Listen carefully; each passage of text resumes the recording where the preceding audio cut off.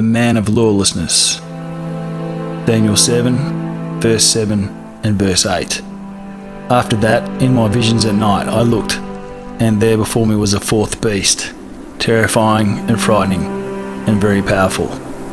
It had large iron teeth. It crushed and devoured its victims, and trampled underfoot whatever was left. It was different from all former beasts, and it had 10 horns. While I was thinking about the horns, there before me was another horn, a little one, which came up among them, and 3 of the first horns were uprooted before it. This horn had eyes like the eyes of a human being, and a mouth that spoke boastfully. The fourth beast is a fourth kingdom that will appear on earth. It will be different from all other kingdoms, and will devour the whole earth, trampling it down and crushing it. The 10 horns are 10 kings who will come from this kingdom. After them another king will arise, different from the earlier ones. He will subdue 3 kings.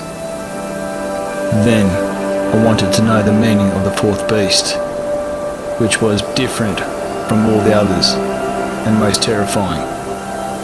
The beast that crushed and devoured its victims. I also wanted to know about the 10 horns on its head, and about the other horn that came up, before which 3 of them fell.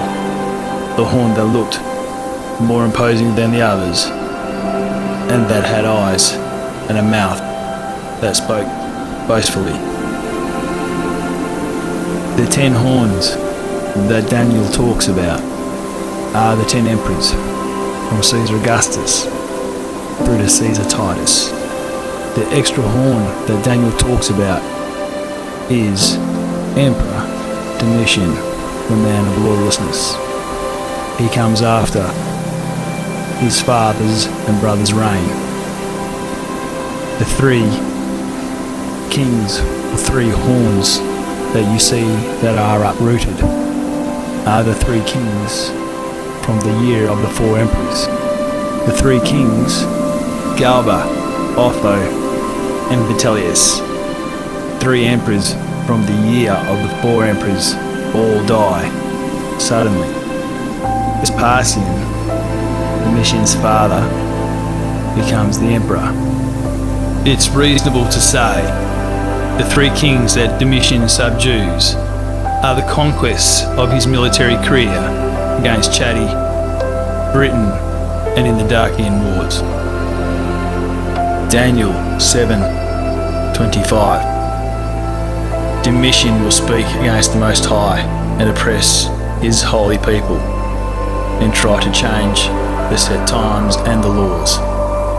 The holy people will be delivered into his hands for a time, times, and half a time. The time, times, and half a time that Daniel talks about, we can relate to John the Revelator. In 93 AD, he is captured by Domitian's soldiers. John is Jesus' last living disciple. Domitian orders John to stand trial in Rome for the failure to worship pagan idols. John's refusal to worship these idols sees him ordered into a cauldron of boiling oil. John survives and steps out unharmed.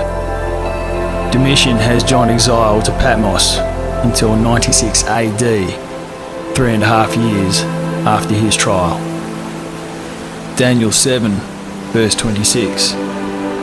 But the court will sit, and his power will be taken away and completely destroyed forever.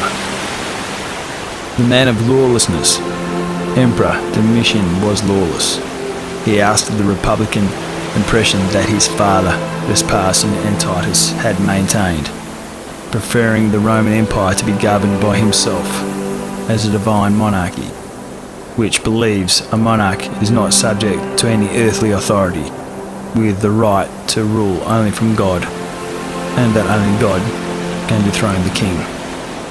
An interesting side note, Emperor Domitian also relocated the seat of power from Rome to the Flavian Palace on Palatine Hill. As we see in Daniel 2:44-45, in the time of those kings, the God of heaven will set up a kingdom. He will crush all those kingdoms that have gone before it and bring them to an end, but itself will endure forever. Domitian was so unpopular with the Roman Senate that the courts had him assassinated and unceremoniously cremated. Jesus' kingdom on the earth is soon coming, and as we see in Daniel chapter 7 verse 26, Domitian was put to death and his memory was completely destroyed by the court. The resentment and hatred for Domitian by the Roman Senate had him condemned to oblivion, which means condemnation of memory, meaning that a person must not ever be remembered. Jesus' kingdom is coming. It arrives on the day of the Lord, but it cannot arrive until the man of lawlessness has been revealed. We see this in 2 Thessalonians chapter 2 verses 1-12. The day of the Lord will not come until rebellion occurs and the man of lawlessness is revealed.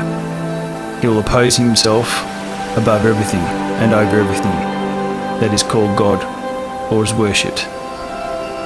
He will set himself up in God's temple, proclaiming to be God. 1 Thessalonians chapter 5 verse 2. The day of the Lord, for you know quite well that the day of the Lord's return will come unexpectedly, like a thief in the night. Acts 2 verse 20. And the sun will be turned into darkness, and the moon to blood, before the coming of the great and glorious day of the Lord. On the day of Domitian's death, the moon turned to blood in Aquarius. Domitian's reign ended in 96 AD when he was assassinated by court officials and was succeeded on the same day by Nerva, beginning the era of the 5 good emperors. Domitian's reign as emperor was from 81 AD to his death, 18th of September 96 AD. And now, the day of the Lord has arrived. Domitian, the man of lawlessness, has been revealed. So now, Jesus' kingdom can be set up, which is the Christian church. The day of the Lord is the same day that the man of lawlessness dies and Jesus' kingdom comes. This is the 18th of September 96 AD. The day of the Lord is in Revelation 1 verses 10 and 11. I, John, on the Lord's day, I was in the Spirit, and I heard a loud voice like a trumpet, which said, write on a scroll what you see and send it to the 7 churches. John, in 96 AD, is released from the island of Patmos and returns to the church of Ephesus.